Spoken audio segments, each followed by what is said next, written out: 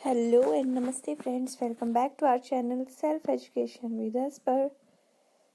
आज का जो हमारा टॉपिक है वो द्वितीय विश्व युद्ध है। इससे प्रीवियस वीडियो में हमने प्रथम विश्व युद्ध के बारे में पढ़ा था। तो बिना किसी देरी के आज का वीडियो स्टार्ट करते हैं। जैसे कि आप सब जानते ही हैं कि प्रथम विश्व युद्ध जो है वो 1914 से 1918 तक था। सेकंड जो युद्ध हुआ था वो हुआ था 1939 यानी 1939 से 1949 तक। तो इसके बारे में डीपली जान लेते हैं। 1 सितंबर 1939 ईस्वी को जर्मनी ने पोलैंड पर आक्रमण किया और इसके 2 दिन बाद फ्रांस एवं ब्रिटेन ने जर्मनी के विरुद्ध युद्ध की घोषणा की। इसी के साथ द्वितीय विश्व युद्ध की शुरुआत हुई और यह वर्ष जो ये 6 वर्षों तक लड़ा गया था। इसका अंत जो हुआ था वो हुआ था 2 सितंबर 1945 को और इसमें कितने देशों ने भाग लिया था? 61 देशों ने। द्वितीय विश्व युद्ध का तत्कालिक कारण क्या था? जर्मनी का पोलैंड पर आक्रमण। ये मेजर रीजन था इसका। द्वितीय विश्व युद्ध के दौरान जर्मन जनरल रोमेल के नाम जो था वो डेजर्ट फॉक्स रखा गया। म्यूनिक पैक्ट सितंबर 1938 ईस्वी में संपन्न हुआ और जर्मनी ने वर्साई की संधि का जो था उल्लंघन वो कब किया था? 1935 को। स्पेन में गृह युद्ध 1936 में शुरू हुआ और संयुक्त रूप से इटली एवं जर्मनी का जो पहला शिकार था वो क्या था? स्पेन।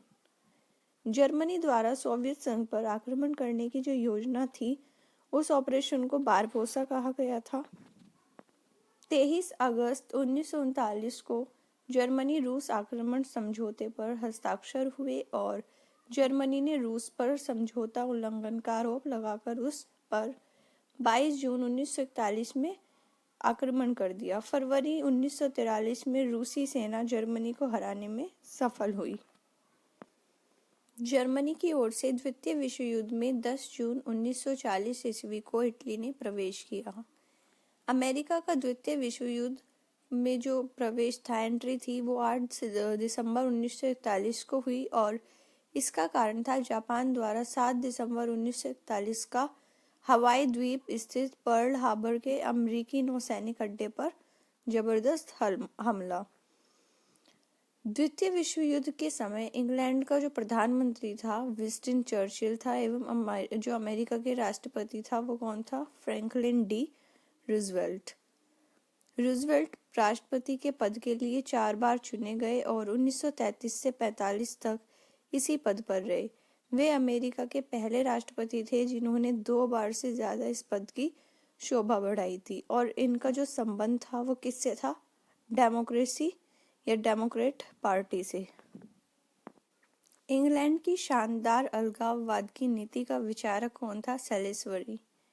वर्साई की संधि को आरोपित संधि के नाम से जाना जाता है और द्वितीय विश्व युद्ध में जर्मनी की पराजय का जो क्रेडिट है वो रूस को दिया जाता है। मिस्र राष्ट्रों के सामूहिक प्रयासों से 6 जून 1944 को जर्मन सेना परास्त हो गई और 7 मई 1945 को इसने आत्मसमर्पण कर दिया था। द्वितीय विश्व युद्ध के दौरान अमेरिका ने 6 अगस्त 1945 को जापान पर अणु बम का प्रयोग किया और इस युद्ध में मिस्र राष्ट्र द्वारा जो पराजित होने वाला था वो अंतिम देश कौन सा था? जापान। अमेरिका ने 6 अगस्त 1945 को हिरोशिमा पर लिटिल बॉय यानी यूरेनियम 235 तथा 9 अगस्त 1945 को नागासाकी पर जो था एटम बम गिराया था और उसका नाम क्या था? फेटमैन यानी प्लूटोनियम 239। यूरोप में द्वितीय विश्व युद्ध का अंत जो हुआ था वो 8 मई 1945 को तब हुआ जब जर्मनी ने बिना शर्त आत्मसमर्पण कर दिया था। यूरोप में द्वितीय विश्व युद्ध का अंत 8 मई 1945 को तब हुआ जब जर्मनी ने बिना शर्त के आत्मसमर्पण कर दिया।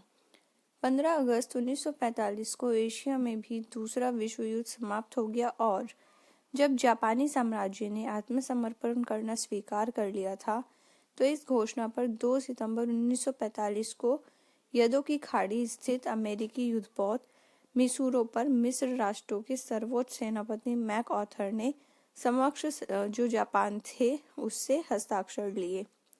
जापानी प्रधानमंत्री एडमिरल सुजुकी ने रेजिग्नेशन दे दिया था।